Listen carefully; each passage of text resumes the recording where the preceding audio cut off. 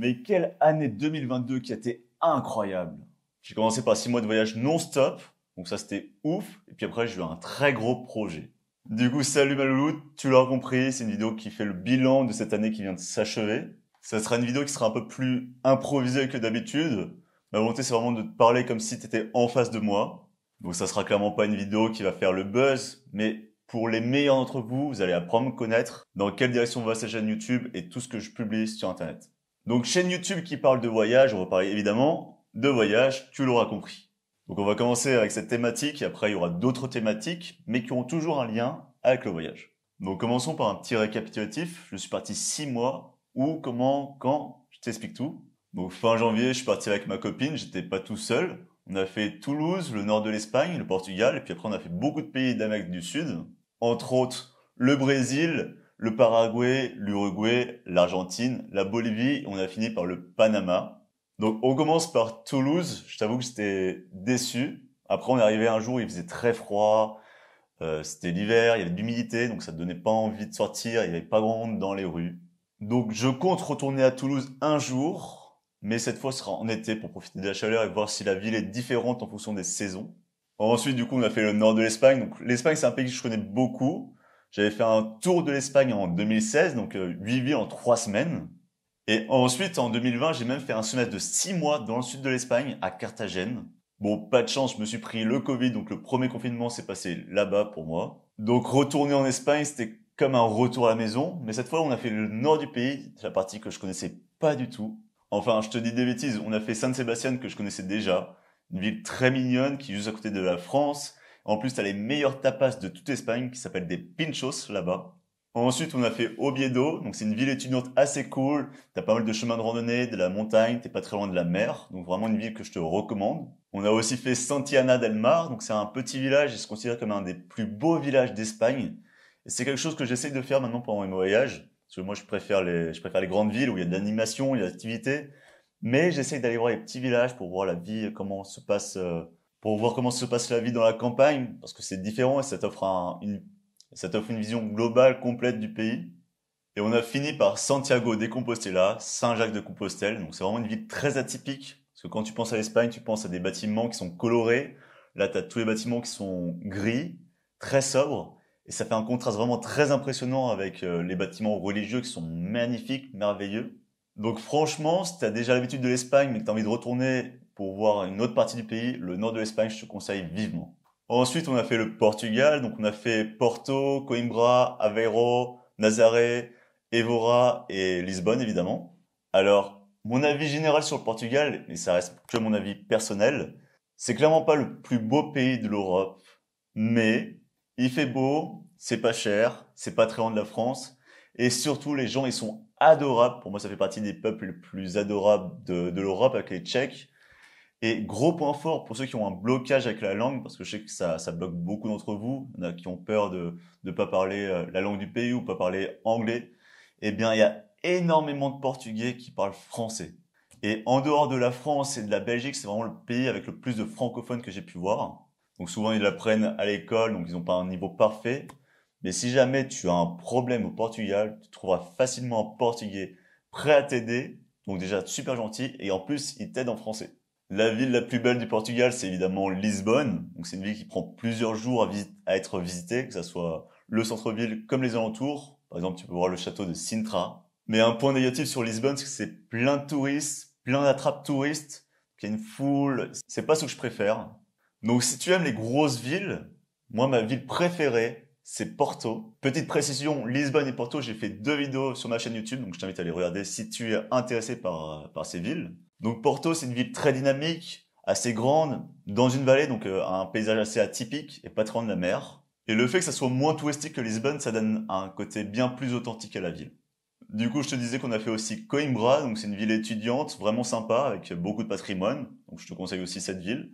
Nazaré, c'est connu pour avoir les plus grandes vagues surfées au monde. C'est vraiment impressionnant. Donc après Nazaré, il y a des périodes de l'année où les vagues sont plus hautes que d'autres, mais ça vaut vraiment le coup, ça vaut vraiment le coup d'œil. Ensuite, on a aussi fait Aveiro, la Venise du Portugal. Alors là, je vais te dire mon avis cash. Pour moi, c'est extrêmement surcoté parce que tu as juste quelques bâtiments qui sont mignons. Tu as quelques canaux avec quelques bateaux et c'est tout. Donc franchement, pour moi, ça vaut pas le coup. Et pour finir, on a fait Évora, qui est dans l'est du pays, pas très loin de l'Andalousie. Alors, c'est une ville qui est assez mignonne, toute blanche, ça rappelle l'Andalousie. T'as même un temple gallo-romain, donc c'est vraiment très beau. Après, c'est une ville pas du tout touristique, c'est très calme. Donc ça peut être intéressant si tu as déjà vu d'autres parties du Portugal pour avoir une vision plus authentique du Portugal, et tu peux voir vraiment la vie des Portugais en dehors des zones peuplées et touristiques. Une partie du Portugal qu'on était censé faire, donc on a dû annuler, reporter pour une prochaine fois pour être exact, c'est le sud avec Faro. Ça a l'air d'être vraiment magnifique, mais ça je peux pas te dire mon avis du coup comme on l'a pas fait. Les pays suivants, je vais pas te détailler toutes les villes que j'ai faites parce que sinon ça va être très long, ça va prendre des heures, et surtout pour chaque pays, j'ai fait une vidéo sur ma chaîne YouTube qui t'explique en détail tout ce que j'ai fait là-bas. Donc comme je te disais, c'était la première fois que j'allais dans l'hémisphère sud, première fois que j'allais en Amérique du Sud, et c'était incroyable, une aventure riche en émotions, avec son lot de positif, mais aussi son lot de négatif. On a commencé avec le Brésil, on est arrivé à Brasilia, donc à ce moment-là, j'étais super heureux parce que justement, c'était la découverte, un nouveau monde, un nouveau continent. Au final, on a passé près de 1 mois et demi dans ce pays qui est vraiment immense, et j'ai un avis très contrasté, voire même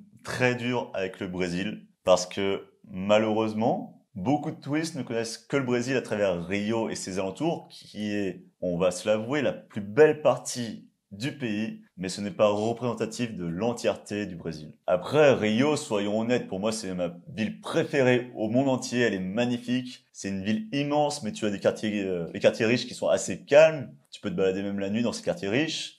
Tu as la mer, tu as la montagne, tu as de la forêt, donc c'est juste incroyable. Le reste du pays, c'est plus compliqué. Donc, à savoir que c'est un pays très peuplé, il y a plus de 200 millions d'habitants. Et dans les années 90, il y avait près de 30 millions de Brésiliens qui souffraient de la faim. En 2014, la faim était considérée comme éradiquée, donc bonne nouvelle. Sauf que depuis quelques années, la faim a explosé, la pauvreté, la misère aussi. Donc aujourd'hui, on a près de 35 millions de Brésiliens qui souffrent de la faim comme dans la fin des années 90. Donc un autre point à savoir, c'est que le Brésil, comme c'est très peuplé, il y a eu des villes champignons qui sont faites au cours du siècle dernier, et ça fait un très goût concentré de misère. Donc c'est ça qui rend la pauvreté très très visible là-bas. Et un dernier point à savoir, c'est que le Brésil est divisé en deux. D'un côté, tu as le sud où il y a Rio, donc c'est la partie riche du pays. Alors certes, c'est là où il y a plus de favelas très connus, comme à Rio et à Sao Paulo. Mais si tu restes dans les quartiers riches, en dehors des plages, normalement, t'as pas trop de problèmes de sécurité, tu peux te balader la nuit.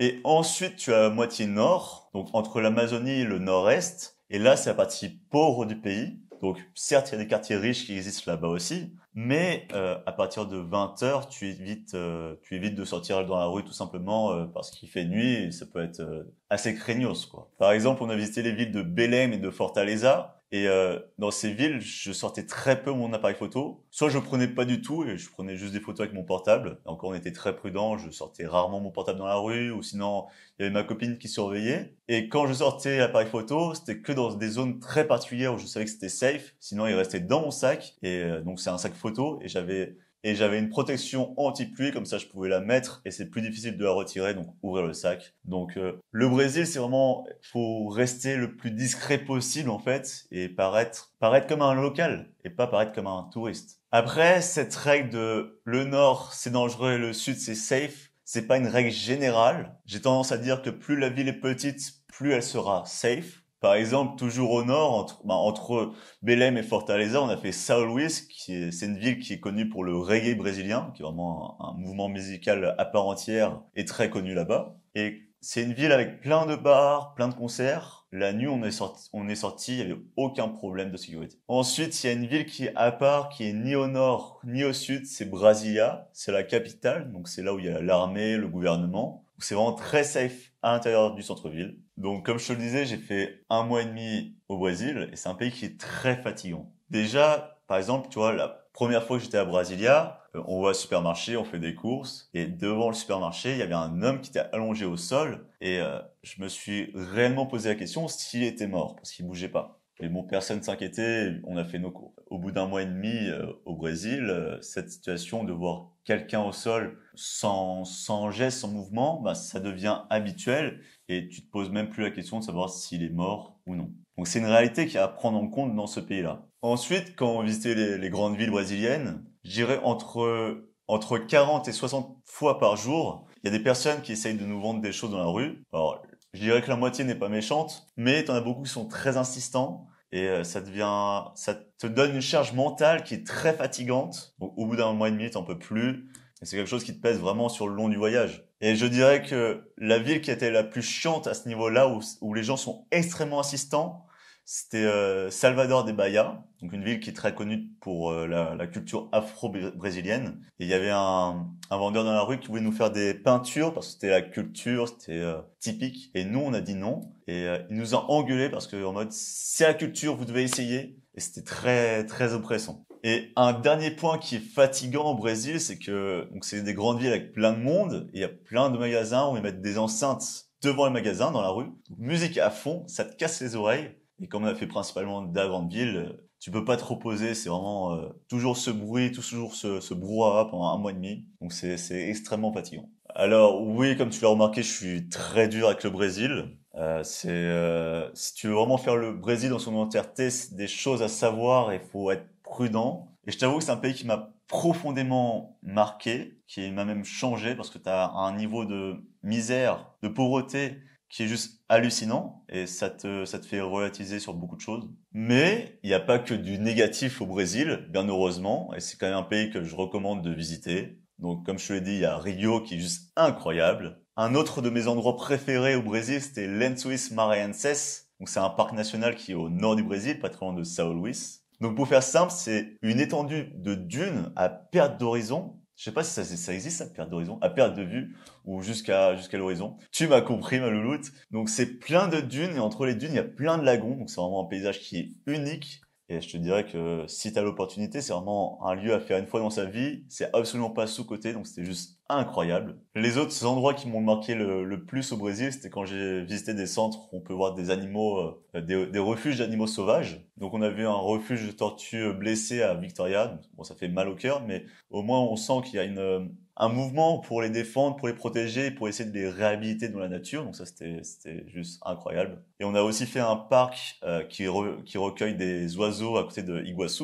Bon, Iguaçu, ça j'en reparle plus tard. Et donc, à la fois, ça faisait mal au cœur parce qu'on a vu des oiseaux qui étaient vraiment très proches de l'extinction. Par exemple, il y avait certaines espèces, il en restait que quelques dizaines. Voire certaines espèces, ça n'existait même plus à l'état sauvage et c'est juste ceux qui sont en captivité qui représentent toute l'espèce. Mais pareil, on sent qu'ils en prennent vraiment soin. Par exemple, on était dans une cage où il y avait des perroquets, je crois. Et cette cage, le haut de la cage était au-dessus des arbres. Donc elle était vraiment immense sur des dizaines de mètres. Donc on sent que vraiment les animaux ont de l'espace et c'est vraiment pris en compte. Donc c'était vraiment une expérience incroyable. Ensuite, on a fait le Paraguay. Donc à mon avis, il y a 99% de chances que tu connais pas grand-chose sur ce pays. Et c'est normal parce que c'est un des pays les moins touristiques du continent. Donc c'est vraiment un pays qui est atypique par son histoire, atypique par sa culture. Par exemple, c'est le seul pays au monde qui, à un moment de son histoire, a interdit les mariages de même race. Tu es obligé de faire un mariage mixte. Ce qui fait qu'aujourd'hui, les Paraguayens sont ce qu'on appelle des métis blancs, parce qu'il y a plus de sang blanc qu'amérindien. Mais ça a permis de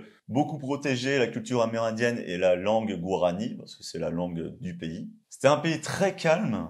Et ça a fait beaucoup de bien après le Brésil. Après, c'est un pays très isolé, la wifi est mauvaise, les routes sont pas extrêmement bonnes. Mais je pense que si tu fais un tour de l'Amérique du Sud, c'est vraiment une destination à faire, au moins une dizaine de jours. Comme je te disais, c'est vraiment très peu touristique et la majorité des touristes sont soit brésiliens, soit argentins. Et encore, je mettrais une nuance parce que c'est des gens qui viennent souvent acheter au Paraguay parce que c'est moins cher, donc c'est pas des vrais touristes en soi. Donc ça fait qu'on a fait les coins les plus beaux du pays, donc les chutes Saltos del Mondai, qui sont en plus juste à côté d'Iguaçu.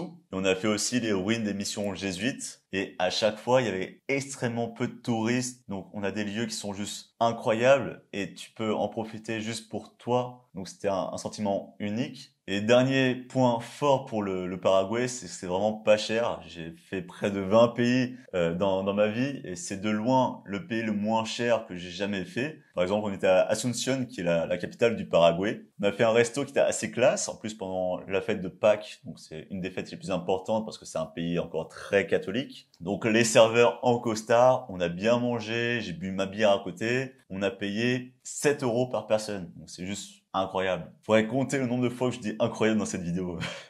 Et un autre point positif pour le Paraguay, c'est que niveau sécurité, il y a très peu de problèmes. Il y a quelques zones qui sont dangereuses, par exemple la frontière avec le Brésil et quelques quartiers à Asunción, des bidonvilles. Et en plus, ce qui est marrant, c'est que quand on dit aux Brésiliens qu'on va au Paraguay, tout le monde dit oh, fais attention, c'est dangereux. En fait, ils connaissent justement juste la frontière parce que c'est là où c'est moins cher, ils peuvent acheter plein de produits. Mais sinon, la plupart des villes, il n'y a aucun problème. Et c'est un point où c'est vraiment très impressionnant, c'est qu'il y a de la sécurité partout. Par exemple, tu vas à Asunción, donc la capitale, tu as des policiers partout. Tu as aussi l'armée qui est présente. Et devant les banques et devant même certains magasins, tu as des gens qui sont armés pour faire la sécurité avec des gros fusils à pompe. Donc c'est très impressionnant. J'ai jamais autant vu d'armes de ma vie, mais au moins tu sais que tu auras aucun problème de sécurité. Nouveau pays, on a fait l'Uruguay. Donc pareil, c'était un pays qui était atypique, mais pas dans le même sens. Je dirais que en venant d'Europe, c'est le pays le moins dépaysant. Parce que tu te crois vraiment en Europe. C'est également un pays qui est plus cher que ses voisins. C'est un pays qui est beaucoup plus développé, à la fois sur le plan économique que sur le plan social. Alors, pour moi, visiter l'Uruguay et pas les pays aux alentours, ça vaut pas forcément le coup. Mais dans un voyage assez grand en Amérique du Sud, c'est clairement une destination à faire. C'est un pays qui est extrêmement safe, il n'y a aucun problème, tu te sens bien. En plus, tu as un certain niveau de confort presque européen que tu n'as pas dans les autres pays. Et je te dirais même que si je devais choisir un pays où vivre en Amérique du Sud, je prendrais sûrement l'Uruguay parce que c'est justement il y a ce confort. C'est considéré comme une meilleure démocratie que la France. Et en plus, l'été, t'as des plages qui sont magnifiques où tu peux profiter de ces plages et il y a pas mal de plages qui sont assez sauvages, donc c'est vraiment vraiment cool. Le prochain pays qu'on a fait, c'est l'Argentine. Je crois que c'est le pays le plus visité de la région. J'ai un petit doute parce que je sais que Rio est la ville la plus visitée, mais oui, l'Argentine, ça vaut clairement le coup. Un pays qui est immense avec des paysages uniques, mais selon moi, le plus gros point positif de l'Argentine, ce sont les Argentins qui sont juste adorables. Bon, sauf quand ils jouent au foot, mais c'est une autre histoire. Donc, en paysage unique, t'as évidemment les chutes d'Iguassou. Donc, tu peux faire le côté brésilien, tu peux faire le côté argentin. Et c'est même possible de faire les deux et traverser facilement la frontière en 2 journées. Donc, pareil, pour moi, ça fait partie des lieux à faire au moins une fois dans sa vie. Les paysages qui sont au nord de l'Argentine aussi sont magnifiques, où tu commences à être dans les Andes, avec des paysages presque désertiques. Ensuite, tu as évidemment la Patagonie. Après, nous, on était pendant leur hiver, donc on l'a pas faite. Pareil, c'est reporté pour une autre fois. Les villes argentines sont seulement moins impressionnantes. Bon, j'ai bien aimé Cordoba, qui est une ville étudiante. Buenos Aires, ça vaut le coup de visiter, mais selon moi, c'est pas aussi beau, par exemple, que Rio. C'est une ville qui est très sale, et je m'y sentais pas forcément très très bien, sans que je me sente en insécurité, mais c'est pas une très très belle ville. Et ensuite, on a fait un lieu qui avait une symbolique très forte pour moi. On est allé à Pigüé, donc c'est une petite ville, seulement 15 000 habitants, vraiment dans la campagne argentine. Et en fait, mon père, il vient de l'Aveyron. Et au 19e siècle, il y a plein de familles avéronaises qui sont parties fonder une colonie là-bas. Et ça fait que j'ai des cousins très éloignés. Donc dans cette ville, t'as des noms de rues avéronais, t'as des noms de familles avéronais. Tu peux même manger de l'aligot plein milieu de l'Argentine, ce qui est juste incroyable. Donc c'était une expérience vraiment merveilleuse et j'ai pu rencontrer des gens, des cousins éloignés, d'autres personnes c'était juste dingue. Donc là, c'est une expérience plus personnelle, mais qui restera gravée dans mon cœur parce que c'est une destination que je rêvais de faire depuis des années. L'avant-dernier pays, c'est la Bolivie. Donc c'est un pays qui est vraiment incroyable et très très marquant. Déjà, les paysages c'est même pas incroyable, le mot suffisant, c'est unique au monde. On a fait le sud de l'Ipes et le Salar d'Uyuni. Pendant 4 jours, on a fait une expédition avec d'autres Français. Donc tu as des volcans à 5000 mètres d'altitude, des sources d'eau chaude, des paysages sans aucune nature, à part quelques animaux, des lamas, et aussi des viscatches. Il y a un froid qui est terrible, mais tu as des couleurs qui sont magnifiques, qui sont vraiment uniques. Et puis, le clou du spectacle, on a vu le Salar d'Uyuni. Donc, pour ceux qui connaissent pas, c'est la plus grande mer de sel au monde. Donc, c'est juste une étendue de sel. T'es à 3600 mètres d'altitude. Donc oui, 3600, on était monté jusqu'à 5000 mètres avant. Et si je me trompe pas, j'oserais pas dire que ça fait la taille de la Belgique, mais je pense qu'on n'est pas très loin. Donc c'est vraiment immense. En paysage, c'était vraiment sympa. On a fait aussi Toro Toro. Donc on a fait un canyon. On a pu grimper. C'était assez impressionnant. On a aussi fait de la spéléo. Moi, je l'imaginais de la spéléo comme en France, avec un guide. En fait, la spéléo grand public, en fait, j'imaginais. Alors que là, fallait vraiment ramper. Puis il y a un passage où il y a ça comme espace entre le mur et le plafond. Et j'ai paniqué. J'ai complètement paniqué. Mais c'était une expérience unique. Et en plus, à Toro Toro, j'ai pu voir plein de traces de dinosaures. Donc là, l'enfant en moi était aux anges. Un autre point qui est vraiment très marquant en Bolivie, c'est les cultures amérindiennes, donc les cultures quechua. Tout le monde connaît les quechua, mais aussi Aymara, qui est plus vers La Paz et le lac Titicaca. Et on sent que la culture est encore très vivace, où il y a plein de gens, principalement des vieilles femmes, qui sont habillées avec les tenues traditionnelles. Mais je conseillerais de visiter la Bolivie dans les 10 prochaines années, parce que selon moi, le pays risque de changer. Parce que comme je te disais, c'est des vieilles dames qui portent ces tenues. Donc il y a deux possibilités. Soit ces cultures vont se perdre, ce qui est triste, mais c'est une réalité. Soit, d'après les échos qu'on a eus, ça va faire comme au Pérou, parce que oui, t'as aussi les Amérindiens au Pérou, mais on sent que les cultures amérindiennes sont très manipulées pour servir le tourisme. On voit apparemment des gens qui sont habillés en tenue traditionnelle, mais une fois que les spectacles sont terminés, ils reprennent les tenues occidentales et ça fait beaucoup plus attrape-touriste. Donc selon moi, s'il fallait choisir un seul pays en Amérique du Sud à visiter, c'est la Bolivie. C'est juste unique au monde et ça vaut vraiment le coup. Mais je dois vous prévenir, c'est un pays qui est quand même qui est difficile à visiter. Déjà, ça a été isolé pendant très très longtemps et ça l'est encore un peu. Et les Amérindiens, là-bas, ils sont pas souriants, ils sont très froids. Donc bon, après, je vais pas rentrer dans les détails, il y a une histoire, et pas forcément une histoire coloniale qui est lointaine, c'est lié, mais une histoire récente qui fait que c'était un pays qui est divisé en deux, où t'as d'un côté les Amérindiens qui sont très ancrés sur les campagnes et sur leur mode de vie, face à pas mal de gens, principalement blancs, mais pas que, du côté à l'est, vers Santa Cruz de la Sierra, vers Santa Cruz de la Sierra, je vais finir par le dire, où c'est la capitale économique du pays. C'est pas forcément une ville qui vaut le coup d'être visitée, mais c'est une ville très à l'américaine. Donc il y a vraiment cette différence très marquée dans ce pays. Les politiques ont beaucoup joué sur ces différences et ça crée beaucoup de tensions. Et ça fait que les Amérindiens ont l'impression que les Blancs vont venir les voler. C'est triste. Nous, les touristes, on n'a rien demandé. Au contraire, on vient pour dépenser de l'argent dans le pays. Mais bon, il y a beaucoup de Boliviens qui sont froids. C'est une réalité à savoir. Et en parlant d'argent, bon, la Bolivie, c'est un pays qui est vraiment pas cher. C'est un des moins chers qu'on a pu faire. C'est légèrement au-dessus du Paraguay. Mais quand on visite par exemple des parcs nationaux, on a fait notre tour au sud de l'Ipes, il y a toujours des coûts supplémentaires. Tu sais jamais le prix entier. Par exemple, tu veux te baigner dans des sources d'eau chaude, c'est pas compris dans le prix, tu dois payer. Tu vas rentrer dans telle partie du parc, tu dois payer en plus. Tu dois aller aux toilettes, tu dois payer en plus. Donc, il y a toujours des petits frais en plus, et c'est un truc qui est assez agaçant en Bolivie. Et le dernier pays qu'on a fait en 2020, en 2022, je me trompe dans les années, c'est terrible, c'est le Panama. Alors le Panama, c'était pas du tout prévu qu'on le fasse. Bon, comme tu le sais, t'as l'inflation qui monte partout dans le monde en ce moment, et il y a des crises sociales assez fortes en Amérique latine. Et ça fait qu'il y avait un risque de grève assez conséquent au Pérou. Et le Pérou, c'était censé être notre prochaine destination. Et le problème, c'est que quand ils font des grèves là-bas, ils bloquent les routes. Et dans certains cas, comment dire, ils vont même percer les pneus des bus qui passent parce que tout le monde doit faire la grève et le pays doit être immobilisé.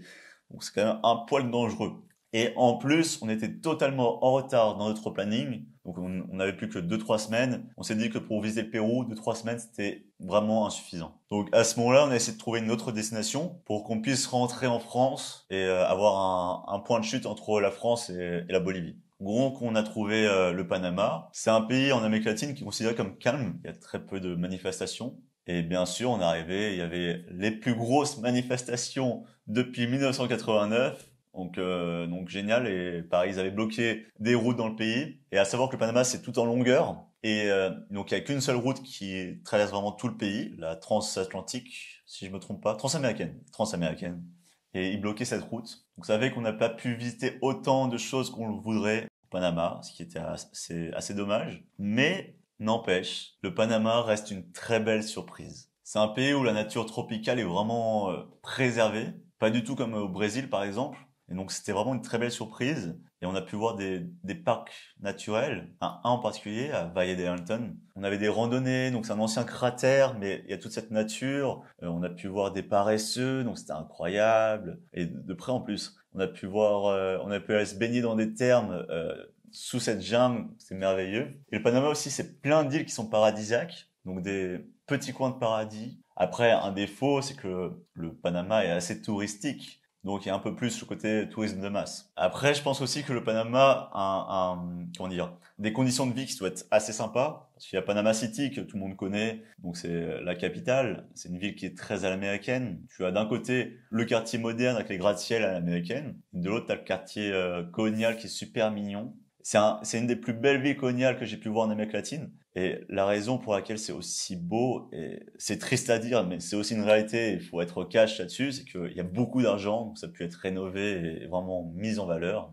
Mais par exemple, du coup, quand tu vis à Panama City, t'as tous ces parcs naturels et toutes ces îles qui sont facilement accessibles, t'as un cadre de vie qui est juste génial. Donc ensuite, après le Panama, ça y est, c'était le retour en France, ça c'était début août. Donc on a fait une petite semaine à Paris. Bon, Paris, tout le monde connaît évidemment, mais là, cette fois, on s'est appliqué pour découvrir des coins moins connus, moins touristiques. Par exemple, la Grande Mosquée de Paris, on a vu aussi la Galerie d'Évolution, donc c'était juste magnifique. Et ensuite, on est rentré en Auvergne, c'est là où j'habite actuellement, et là où j'ai presque toujours vécu, à part mes petits voyages à l'étranger, où j'ai vécu en Espagne, aux États-Unis, j'ai vécu aussi à Montpellier. Et du coup, là, entre août et décembre, ça fait presque 5-6 mois, et il y a eu très peu de voyages. Et je pense que c'est une des erreurs qu'on a fait. En tout cas, c'est une erreur que moi j'ai fait, qui m'a pesé. Parce que tu passes de 6 mois de voyage non-stop, où tu vois tout le temps de nouvelles choses. T'as une vie, ton voyage devient une routine.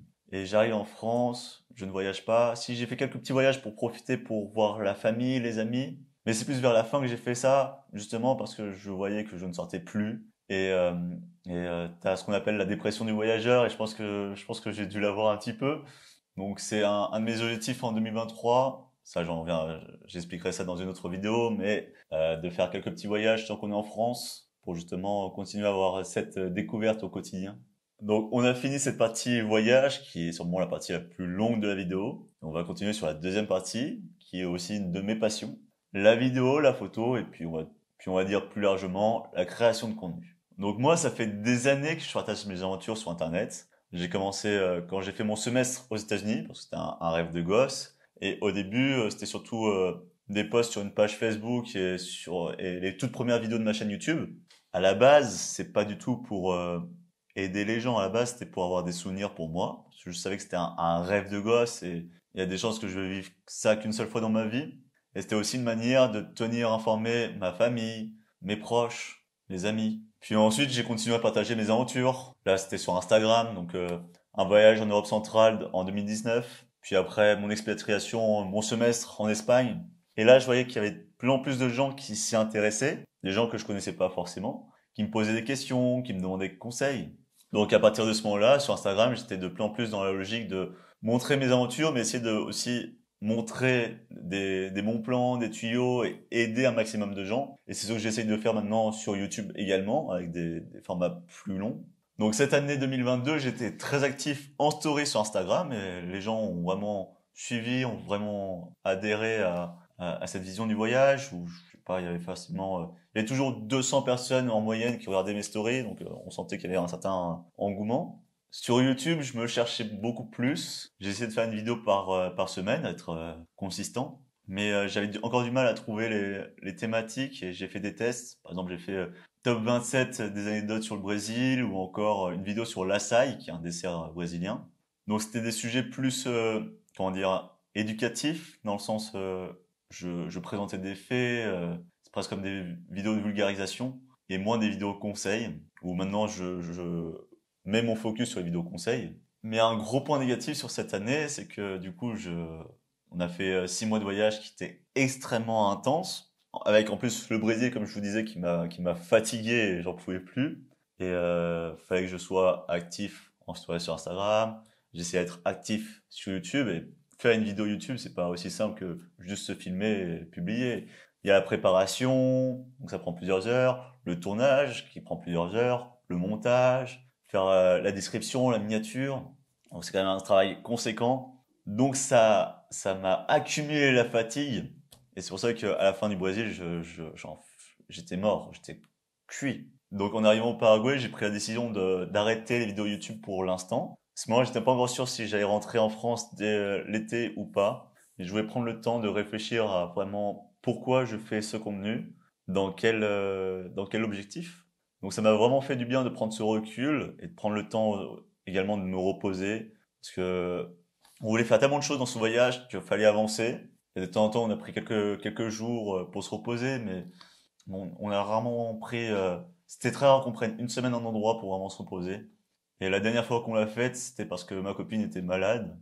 Mais au final, à la fin du voyage, quand même, ça allait quand même un peu mieux, même si je sentais cette fatigue et j'étais pressé de rentrer en France parce que c'était en train de ça gâchait en partie l'expérience et j'avais besoin de me poser. Donc, je pense que dans l'avenir, je referai pas un voyage comme ça de 6 mois non-stop parce que je veux continuer à être actif sur les réseaux et du coup, c'est beaucoup de temps, beaucoup de fatigue et je suis obligé de trouver des moyens, des moments pour me poser. Alors, pourquoi faire de la vidéo, de la photo, partager mes aventures sur Internet, tout simplement? C'est là où je vais vous faire une confession. J'ai toujours été passionné par la vidéo. Quand j'étais adolescent, je regardais des films, donc ça c'était une grosse passion. Et souvent des films avec des gros effets spéciaux et je regardais un peu dans les détails comment c'était fait. Et ensuite, j'ai découvert un peu l'univers de YouTube et tous les YouTubeurs, ça me faisait rêver. Et encore après, j'ai découvert les youtubeurs voyage. Je me suis dit, waouh, mais c'est génial. On combine les voyages, on combine la vidéo. Et comme je te disais, il y a de plus en plus de gens qui me donnent qui me demandent des conseils. Où je me suis dit, autant mélanger ma passion du voyage, ma passion de la vidéo et ma capacité d'aider les gens et en faire mon métier tout simplement. Donc, quand je suis rentré en France après un mois, donc au mois de septembre, je me suis lancé officiellement à mon compte en tant que micro-entrepreneur. Donc, ce projet, cette idée d'en vivre tout simplement, il est vieux, moi, ça fait des années. Mais c'est un projet dont j'en parlais pas, parce que la sécurité de l'emploi, la sécurité de la machin, on est dans un cadre de la société, il faut faire les études, et tout simplement, c'est pas que la société, j'avais peur, j'osais pas, je me lançais pas. Ça fait que pendant des années, je regardais des tutos de vidéos, des tutos comment faire des vidéos, mais je l'appliquais pas. Donc ça fait que j'apprenais peu, j'apprenais surtout de la théorie, mais la pratique, ça vient en testant. Mais en finissant mes études, je savais ce que je voulais faire et aussi je savais ce que je ne voulais pas faire. Et là, à ce moment-là, je me suis mis un coup de pied, vous savez où, et je me suis dit, si tu veux vraiment pas faire ça et tu veux avoir la vie qui te fasse kiffer, ben, faut te lancer, faut y aller. L'erreur que j'ai faite, c'est que en partant en voyage, je me suis dit, je vais partager mes aventures, faire des vidéos YouTube, partager sur Instagram, et juste laisser les choses venir et faire en sorte que ça marche. Bon, c'est pas comme ça que ça marche, hein. Donc là, j'ai eu le temps de réfléchir pendant plusieurs mois, d'avoir un projet beaucoup plus viable, beaucoup plus réfléchi, avec différentes possibilités, différentes solutions si je manque d'argent. Mais ça, je t'en parlerai dans une prochaine vidéo. Après, pour être honnête, je me suis lancé au mois de septembre. Je n'ai pas encore gagné de l'argent grâce à cette activité. Mais les finances, on en parle plus tard. Troisième partie de la vidéo, la santé et le sport. Alors pourquoi parler de santé et de sport sur une chaîne de voyage? Tout d'abord parce que c'est un aspect très important de ma vie aujourd'hui et c'est quelque chose que je priorise. Je mets la priorité très haute. Tu m'as compris. Donc aujourd'hui, c'est quelque chose de très important dans ma vie, qui ne l'était pas forcément dans le passé. Et également, ben, la santé en voyage, c'est une thématique qui est particulière. Par exemple, comment manger sain, comment faire du sport pendant que tu voyages pendant 6 mois. C'est une certaine problématique. Et justement, comment faire du sport en voyage, c'est quelque chose, c'était un projet quand je suis parti au mois de février. Parce que je faisais du sport à la maison au mois de janvier et je voulais faire du sport après. Et je me suis très très vite découragé. Donc ça, c'est clairement une problématique que j'ai toujours et que je compte régler cette année qui vient, en 2023. Et ce volet santé, sport, ça me permet de te parler aussi de l'alimentation en voyage. Parce que pendant 6 mois, tu vas pas aller tout le temps au restaurant, ça coûte cher. Même si tu vas dans des pays pas très chers, au bout d'un moment, le budget, il va quand même exploser. En Europe, c'est assez facile de cuisiner. Donc, il y a souvent des auberges de jeunesse avec des cuisines. Et puis, même si t'as la flemme de cuisiner, t'as beaucoup de coins traiteurs dans les supermarchés pour vraiment pas cher. Où tu peux même acheter des salades toutes faites, des sandwichs tout faits pour vraiment pas cher. Quand t'es en Amérique latine, c'est pas le même problème. Certes, t'as des cuisines dans les auberges de jeunesse, mais souvent les cuisines, elles sont dans un piteux état, dans des piteux états. Et dans les supermarchés, en fonction des villes, tu peux pas trouver tout et n'importe quoi. Alors, je te parle pas forcément de produits d'exportation, genre des pâtes, des produits français, mais même des produits de base, des fois, t'es très limité. Mais c'est vrai qu'on a quand même essayé de beaucoup cuisiner pendant notre voyage. Donc, Brésil, Paraguay, Uruguay, on cuisinait souvent. Argentine encore. Et puis on arrivait en Bolivie et au Panama. Et comme je te disais, on était fatigué, on avait la flemme. C'est la fin du voyage, donc on profite plus. Et le problème que j'ai eu aussi, c'est que j'ai beaucoup grossi à ce moment-là. Donc ouais, ça fait que la fin du voyage, j'ai dû prendre facilement 4 ou 5 kilos. Alors là, tu me diras, on est en sac à dos, on marche beaucoup. En plus, j'avais 20 kilos de sac à dos avec moi. C'est quelque chose que je conseille pas du tout. Mais oui, on a beaucoup marché en Europe. Au Brésil, comme les conditions de sécurité, elles sont pas forcément top. Avec nos sacs, c'était risqué, donc on prenait beaucoup d'Uber. Après, c'est sûr qu'on a beaucoup marché en Argentine et en Bolivie avec l'altitude. Mais ça suffisait pas pour compenser tout ce qu'on bouffait.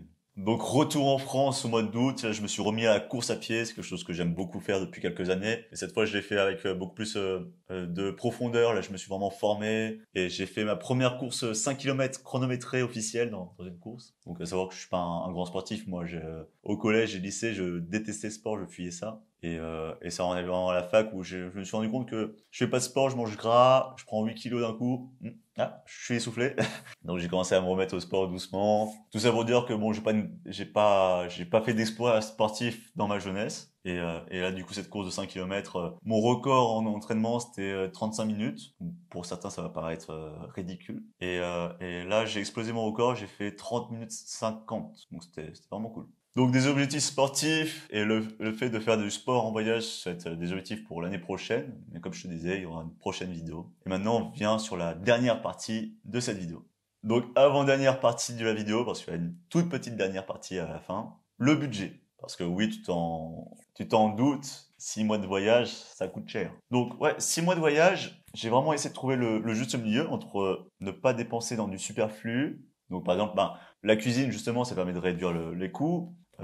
Les auberges de jeunesse aussi, on trouve des hébergements pas chers. Après, faut pas non plus être dans les excès, les extrêmes. Parce que aller en Bolivie ou Paraguay, c'est pas quelque chose que tu fais dans ta vie de tous les jours. Donc faut savoir se faire se faire plaisir, faut savoir profiter tout simplement. Donc comme beaucoup de choses dans la vie, il faut savoir trouver un juste équilibre et savoir ce qu'on veut vraiment. Donc savoir être économe, mais se faire plaisir quand on le veut. Par exemple, comme je te disais, au Brésil, on a vu des refuges et pour nous, ça valait le coup de dépenser cet argent dans ces refuges-là. On a vu des paysages qui sont uniques. Donc pareil, ça valait le coup de dépenser cet argent pour vivre ces moments et ces souvenirs qui seront ancrés dans nos mémoires pendant toute notre vie. Mais c'est pas non plus une excuse pour vivre en mode YOLO. Qui utilise YOLO depuis 2013, je ne sais pas. Mais c'est pas une excuse pour non plus aller au restaurant tous les jours et aller que dans des hôtels de luxe. Les plus grosses dépenses, c'est de très loin, c'est les avions. En sachant que on a fait du coup le Portugal au Brésil, c'était moins cher. Et après, on a eu le problème là du coup avec le Pérou. On a fait le Panama en plus. Donc déjà, ça multiplie l'avion par deux, de faire Bolivie-Panama et après Panama-Paris. Et le gros problème qu'il y a eu, c'est que été 2022, c'est la grosse reprise du tourisme international après 2 ans de pandémie. Et ça fait que les prix des avions ont explosé d'un coup. Ça a doublé, voire triplé. Donc c'est là où ça a piqué vraiment. Et pareil, le coût dépend vraiment des pays. Par exemple, les 2 semaines au Paraguay, c'était vraiment pas cher. Pas cher du tout. Je pense que je dépenserais plus d'argent en 2 semaines en France qu'un mois et demi au Paraguay. Donc en rentrant en France, bon, je me suis lancé à mon compte. Alors je vais être transparent avec toi. J'ai quand même des petites sources de revenus passifs. Alors ça me couvre pas toutes les dépenses, mais ça me permet je vais pas dire économiser parce que pour l'instant mes dépenses sont toujours supérieures aux revenus. Mais justement, je fais attention à mes dépenses. Par exemple, là j'ai pris un logement vraiment pas cher à Clermont-Ferrand. Quand je fais des courses, par exemple en ce moment, j'achète très peu de viande parce que c'est cher. Et je fais vraiment attention sur les loisirs. Je traque toutes mes dépenses. Alors certains vont trouver ça abusif et je pense que j'étais un petit peu, ça fait qu'à un moment j'ai craqué justement quand j'ai fait ma petite phase de dépression de voyage. Je suis allé au sud, dans le sud de la France, voir des amis que j'avais pas vus depuis très longtemps et là je vais aller dans des restos. J'ai un peu craqué, tu vois. Mais comme j'ai encore quelques réserves financières, ça me permet d'avoir le temps de développer cette activité qui me tient vraiment à cœur. Mais, et ça je détaillerai dans une prochaine vidéo, si je veux voyager comme je l'ai fait en 2022, cette année 2023, va falloir vraiment que je gagne de l'argent parce que là je pourrais pas, je finirais dans le rouge et j'ai clairement pas les moyens de voyager comme j'ai fait cette année. Donc cette activité entrepreneuriale et cet aspect financier va jouer un rôle central en 2023. Que soit je gagne bien ma vie grâce à cette activité et je peux voyager autant que je veux, il y aura une certaine liberté géographique Soit je serais obligé de limiter mes voyages, trouver des petits points, des petits emplois temporaires. Mais ça, j'en parlerai dans une prochaine vidéo. Donc on en vient à la cinquième partie de cette vidéo, la dernière, les langues. Alors pourquoi parler des langues? Je pense que c'est un aspect central en voyage. Enfin, bien sûr, on peut voyager en France, en Belgique, au Québec et avoir moins l'aspect des langues, même si il y a des accents et ça reste très intéressant. Alors pourquoi je te parle de langue? Parce que de un, c'est une de mes passions, j'ai fait des études là-dedans. Et de deux, je pensais que c'était intéressant d'avoir mon retour vis-à-vis de l'apprentissage de langue que j'ai pu faire cette année en voyage. Donc avant ce voyage, pour faire simple, j'ai un très bon niveau d'anglais parce que j'ai fait un semestre aux États-Unis. Par contre, je t'arrête tout de suite. Si t'imagines la personne qui parle facilement dans les langues étrangères, avec un accent, qui a pas besoin d'étudier, c'est pas du tout mon cas.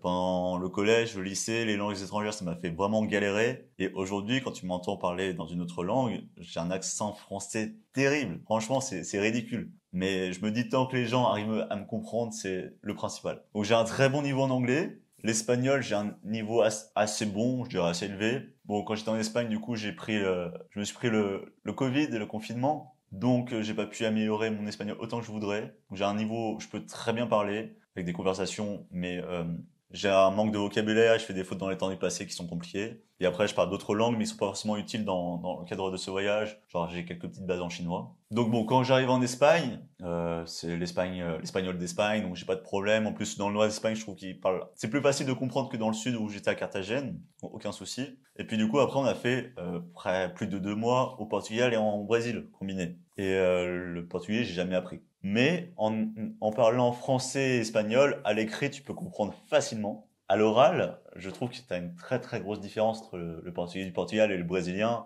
où ça va être un peu cliché, mais les portugais c'est très je comprends pas. Alors que les brésiliens c'est très expressif. Non falo português, ça veut dire je ne parle pas portugais. Phrase très utile. Et du coup, moi quand je suis dans un autre pays, j'aime beaucoup tenter, faire des phrases, apprendre. Donc au bout de 2 mois, j'avais un petit niveau. Bon, c'est pas un niveau grandiose. Souvent, je faisais des phrases en espagnol et je glissais des mots en portugais dedans. Parce que la prononciation portugaise est très particulière et il y a certains mots qui sont assez particuliers aussi. Donc, petit conseil, si vous parlez espagnol et pas portugais et vous allez au Brésil, ne dites pas aux gens que vous parlez espagnol. Parce qu'ils vont tout de suite se braquer et dire non, non, je parle pas espagnol. Alors que si vous essayez de parler un espagnol assez lent en mettant des mots en portugais, ils vont plus ou moins comprendre. Vous pourrez avoir une petite conversation. Ensuite, dans le reste du voyage, donc c'était plein de pays hispanophones qui parlent espagnol. Mais bien sûr, c'est pas du tout les mêmes accents, c'est pas du tout les mêmes mots qu'en Espagne. Donc il y a des grosses différences. Donc c'était un bon exercice. Donc j'ai pu progresser un peu en espagnol, comprendre d'autres accents. L'accent argentin et uruguayen, c'est deux pays mais c'est le même accent, la même façon de parler, est très particulier. Parce qu'en fait, c'est comme si vous prenez des Italiens, parce qu'il y a beaucoup d'Argentins et d'Uruguayens qui sont d'origine italienne, qui parlent espagnol. Donc c'est un accent très chantant, et il y a certaines prononciations qui sont très différentes de l'Espagne. Par exemple, bon, la base, me llamo Olivier, je m'appelle Olivier. Eux, ils vont dire me chamo. Sauf que me chamo, ils le disent aussi au Brésil en portugais. Donc il y a certaines ressemblances entre le portugais brésilien et l'espagnol argentin. L'espagnol du Paraguay, c'était relativement facile à comprendre, j'ai pas eu trop de problèmes. L'espagnol bolivien, très facile à comprendre dans la plupart des situations. Il parle très lentement, donc pour quelqu'un qui a pas de gros, même si t'as pas trop de base dans cette langue, tu pourras t'en sortir. Il y a juste, il y en a un qui parlait espagnol en Bolivie, dans le sud d'Ipes, et je pense que c'est quelqu'un qui parle ses langues natales, c'est le quechua, l'aymara, et pas du tout l'espagnol. Donc lui, il avait un accent très très fort. Et c'était compliqué à comprendre. Pour finir, le Panama, ils ont un accent particulier, un petit peu difficile à comprendre. Je pense que ça va être un accent proche du colombien, mais après ça dépend de ton niveau en espagnol. Si t'as un bon niveau, ça devrait aller. Si t'as un niveau débutant, ça peut être difficile. Mais le Panama, un gros point positif, c'est que si tu parles anglais,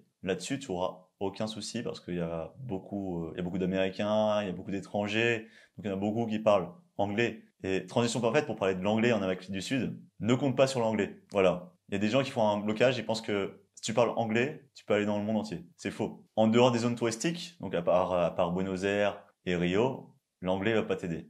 Et ça peut être très compliqué au Brésil, justement. Il y a très peu de gens qui parlent une autre langue. Et la dernière langue que j'ai tenté d'apprendre, donc ça c'était une fois mon retour en France, et je dis tenter, je me suis un peu amélioré, mais c'est que bon, je lance mon activité professionnelle, ça prend beaucoup de temps, Donc au final, j'ai peu de temps à consacrer à ça. Surtout si je fais du sport à côté. Donc il y a un moment, je suis obligé de hiérarchiser les priorités. C'était l'occitan. Alors ce nom peut être familier pour certaines personnes. Alors c'est quoi l'occitan? C'est une langue régionale qui existait, et j'ai envie de dire qui existe encore, heureusement, en France. Donc bon, tu connais la région Occitanie, mais c'est pas que dans cette région, c'est plus étendu, toute la moitié sud de la France. Et comme mon père, je te disais, vient de l'Aveyron, hein, lui, c'était la langue de sa famille. Et moi, j'ai toujours entendu parler occitan quand j'étais petit. Donc j'arrive à comprendre facilement, mais j'ai jamais pris le temps de l'apprendre. Et ça me semblait important justement pour déjà pour sauvegarder cette langue, parce que bon, les langues régionales en France, elles ont tendance à disparaître, ce qui est triste, ce qui est dommage. Et du coup, c'est le côté affectif familial. Donc j'ai pu un peu progresser, mais bon, pour l'instant, j'ai pas encore un gros niveau. Donc le système, c'est quelque chose clairement que je continuerai d'apprendre dans les prochaines années. Reste à voir si j'arrive à trouver du temps et comment je progresse. Mais en parlant français, espagnol, en commençant à avoir des petites bases en portugais, ben, au final, plus tu apprends de langue romane, plus tu vois les ressemblances et plus c'est facile d'apprendre une nouvelle langue romane. Donc ouais, cet aspect des langues, c'est un aspect qui me tient à cœur parce que ouais, c'est justement le cœur de mes études et j'ai fait un master pour être prof de français à l'étranger, donc enseigner le français comme une langue étrangère. Mais au final, apprendre des langues étrangères, c'est le même principe. Donc, dis-moi en commentaire si c'est un sujet qui t'intéresse à l'avenir, de l'aspect des langues en voyage, des langues étrangères. Bon, comme tu l'as compris, du coup, il y aura une deuxième vidéo. Parce que là, c'était une vidéo bilan de 2022. La prochaine vidéo sera mon année 2023, mes projets. Ça te donnera l'opportunité de mieux me connaître et surtout de mieux comprendre le projet dans lequel je me lance. Parce que c'est pas un projet que pour moi, bien heureusement. C'est un projet pour vous, en premier lieu. Et c'est un projet qui ne peut pas exister sans vous. Mais si tu veux que je t'explique tout ça, je t'invite à t'abonner si c'est pas le cas. Et je te dis à la prochaine, ma louloute.